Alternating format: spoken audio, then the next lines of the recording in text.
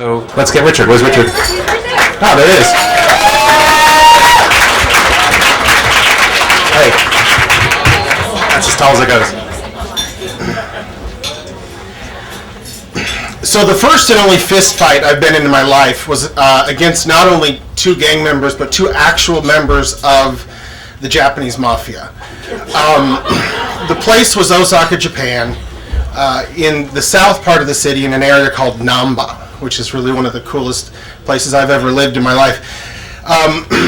Quick describe, I was 30 years old. I'm 6'3", weighing in somewhere between 200 and 300 pounds, take your pick.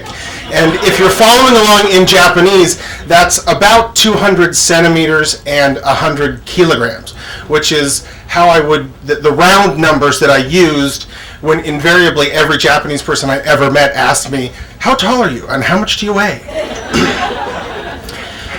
And my two opponents were about 50-ish, local enforcers for the mafia. In Japanese, we call them chimpira, because these guys really never been made. They were kind of passed over, and they just kind of hang out in the local neighborhoods. They're just thugs. The tall one was about 5'7", and the fat one was about 5'2". And I admit it right now, I started the whole thing. It was my fault. I was working in Namba in a little Japanese restaurant, 12-seat restaurant, and fine dining Japanese food. And at the end of the night, I was on my bicycle riding home. It was my third bicycle in about 6 months. The first two had been stolen. And so I was on this bicycle, kind of frazzled because I worked long hours, and went in way before the chef went in and was there drinking beer with him after our shift. And so I had maybe a couple of beers. I was a little buzzed, riding my bicycle down this really, really narrow alleyway to get home. And in front of me, these two guys kind of wobbled out. You could smell them from where I was. And in a split second, and I don't know why I did it, but in a split second, I made a conscious decision to not even try to swerve. And I plowed into them. And they hit the ground, and I flew off my bike, and they came up swinging.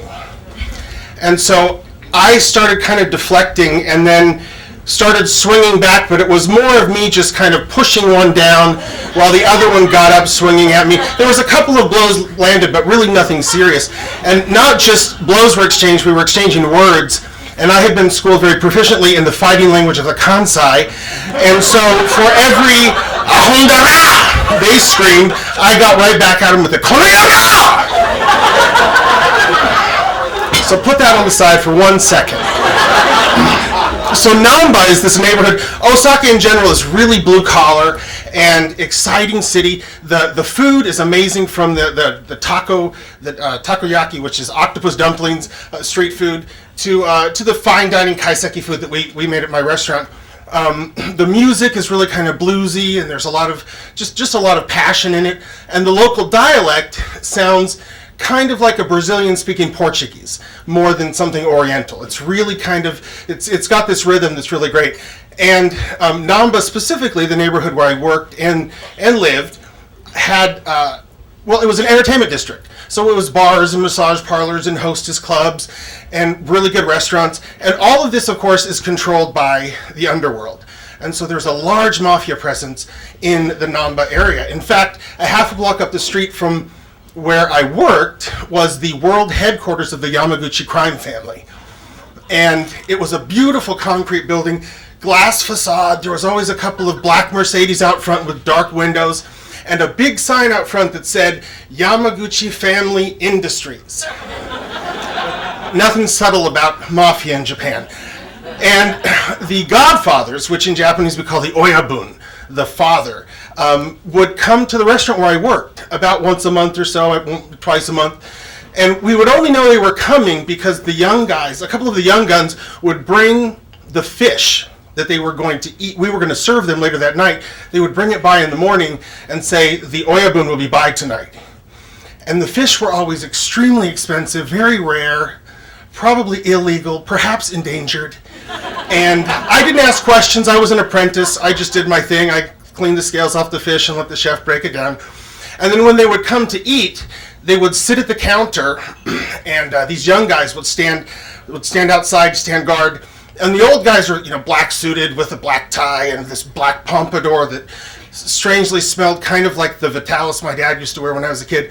But the young guys standing outside had a completely different uniform. They were kind of in like these Gucci tracksuits and a buzz cut, really fashion forward but very comfortable. So sitting in at the counter, the Oyabuns got to know who I was, and they started calling. They got past the fact that I was a foreigner, a gaijin, and they got to calling me my name, Richard. So back to the fight. So this policewoman with a billy club and a whistle breaks up the fight, and we go on our ways. And as we go on our ways, she kind of yells at me, "What's your name?" And I said, I don't think you'll need that. Don't worry about it. And took off. Come back to the restaurant the next morning, and I tell my chef the story, and it went up the chain of command really quickly, because by that afternoon, 2 of these young track-suited guys were standing at the restaurant door with an apology and an offering.